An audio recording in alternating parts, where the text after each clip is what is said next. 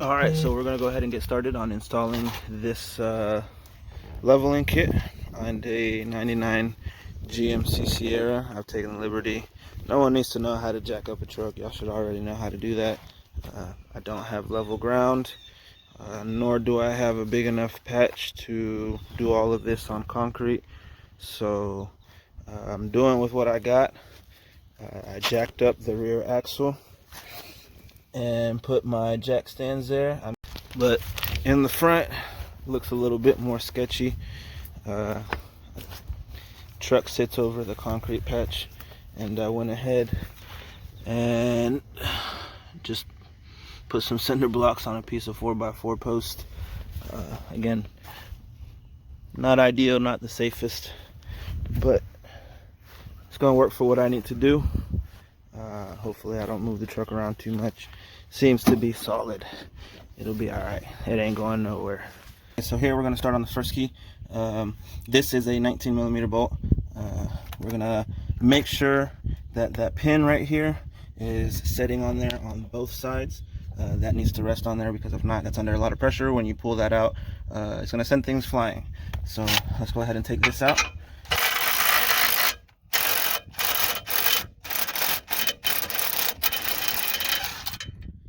Okay, set that down, set that to the side. Alright, so the kind of torsion key removal tool that I have is, it looks almost like a C-clamp, right? You don't want to actually use a C-clamp because it'll slide around up here, and this is under tremendous pressure. You'll mess yourself up if you do something like that. This has two holes at the top. If I can catch it there, might be able to see it a little bit through here, but there's two holes in there. This little dimple will actually go into, if I can find it, that hole, and then we will screw this in and it will set onto that dimple. Once this lifts up, we'll pull this pin out. We can loosen the tool back up and let the key drop all the way down. Something that I had seen that was highly recommended, anti-seize, any kind of lubricant that you can put on your bolt. You're going to need it. It causes a lot of heat. You don't want to cross thread your tool and then be stuck in the middle of the job without a tool. This tool actually cost me, it was $40 online, but because I bought it with the leveling kit, it came for an extra 20 bucks. But yeah, let's go ahead and start. Okay, so once I get this threaded up some, this little dip right there, so where this little pin is loose, you'll pull this pin out. Okay, and then you slowly let your key back down.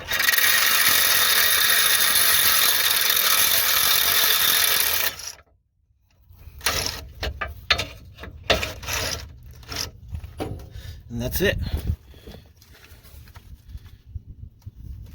Now let me grab my hammer.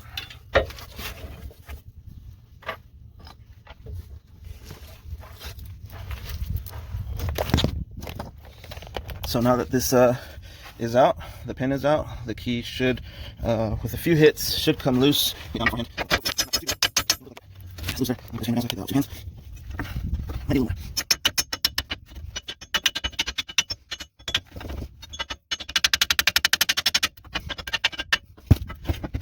So comparing them side by side, honestly they look sort of similar. If you line up the hex inside, yeah, you can see that there is a slight difference there. That is what, maybe inch and a half once I crank them all the way up, because it is different just slightly. It should give me a lift in the front. Honestly, I thought it was going to be more. In the video it looked like more, but I guess that is about closer to an inch or two. Let's see how it goes.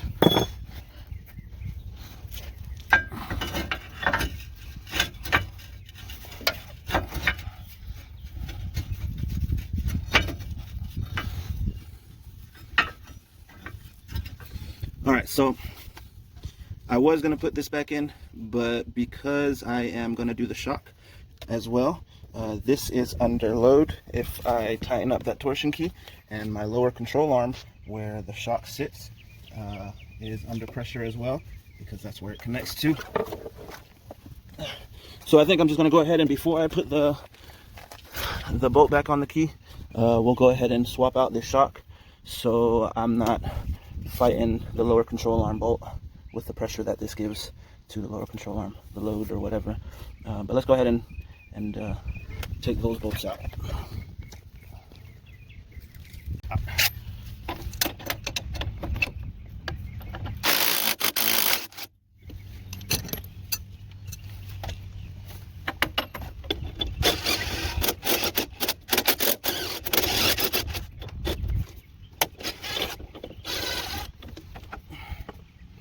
Let's go ahead and take this top bolt out.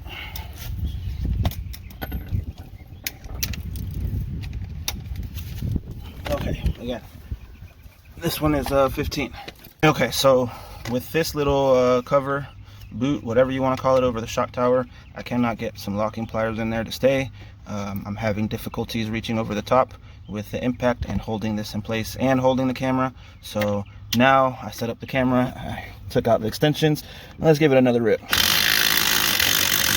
Finally. Let's go. Alright, so now the shock is just loose. It should just come straight down. And then I can pull it out through the top. The new ones.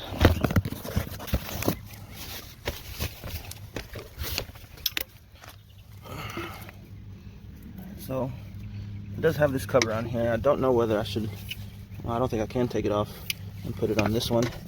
So it might just stay that way. Yeah, I guess so. Alright, so okay, so the new shock, we're going to keep the strap on it to keep it compressed. Makes it a little bit easier for installation. I actually had to put this here along with this washer and take this little cover off the tip of it. But we're going to go ahead and drop it and lift over the bottom here. You just have to push it up through the top. It is a longer shock, and sorry, try and get those holes aligned. Let me put the camera down again to try and get y'all the best angle of me trying to put this stupid bolt in.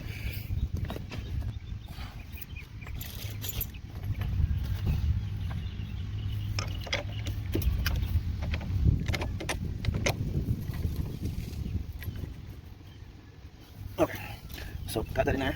Let's go ahead and tighten that up.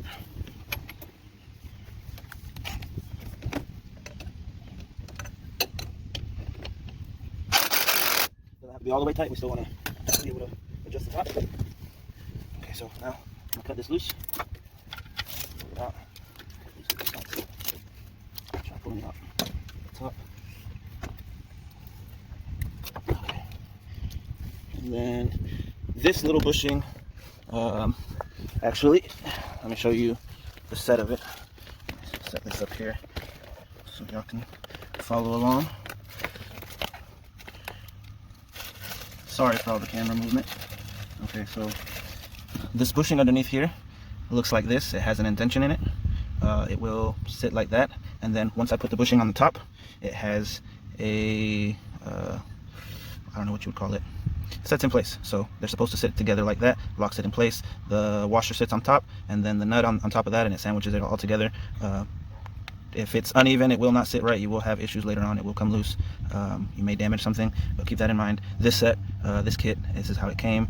My previous, couldn't tell you if it was stock or not, but it came with a metal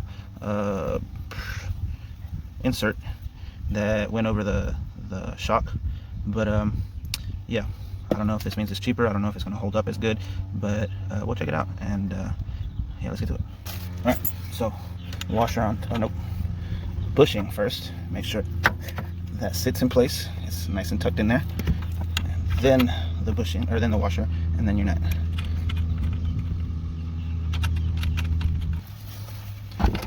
Yeah. So the kit actually came with a 9/16.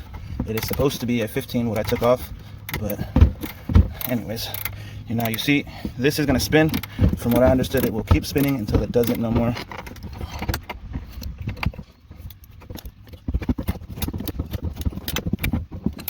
So the shock's stop spinning on its own.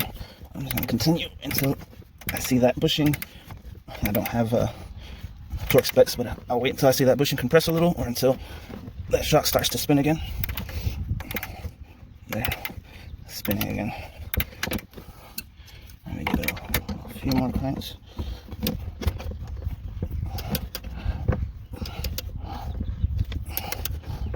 I think that's good.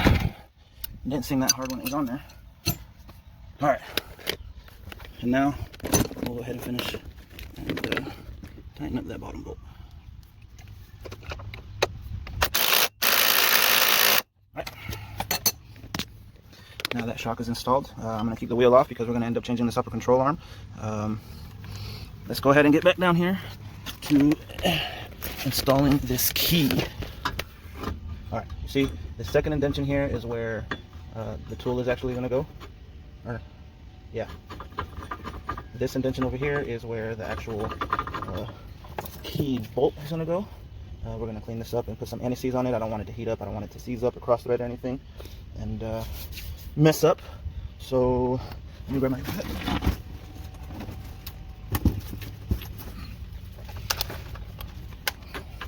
Alright, now we're slowly going to bring this up, this key, until we can fit the pin in up here.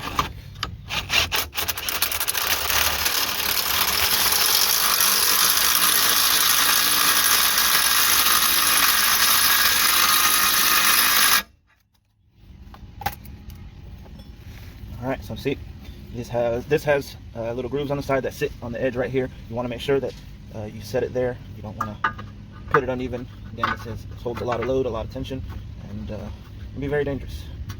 So now we're going to let it rest back down on that little pin there.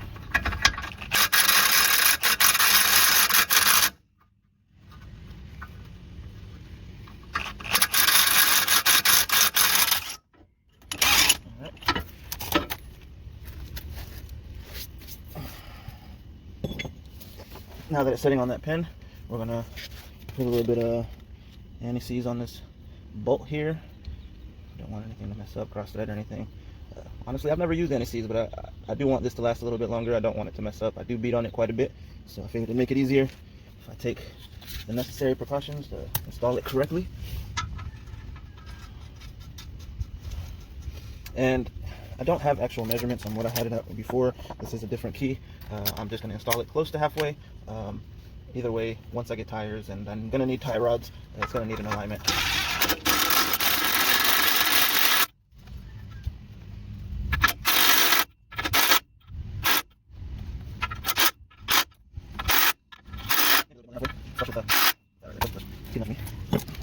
Okay, so on this side, I'm just going to end up doing a time lapse so y'all can see what I do. I already explained everything. Again, 19 millimeter. We're going to take that out, use our tool, pull this pin out, replace this key, and then we're going to replace the shock in the front before I put the key back in and tighten everything up. Alright, let's get to it.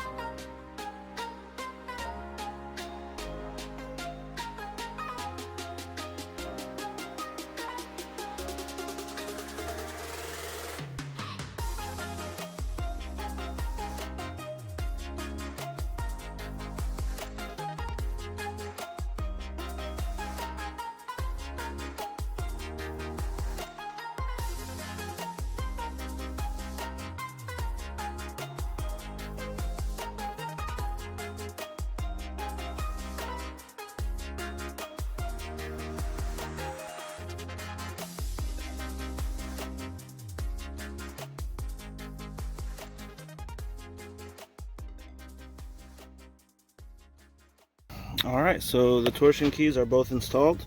I installed both front shocks, and now I am going to go ahead and do the upper control arms before I go and do the rear blocks just because I already have the wheels off. Once I do the upper control arms, I'm gonna go ahead and put the wheels back on and set it down.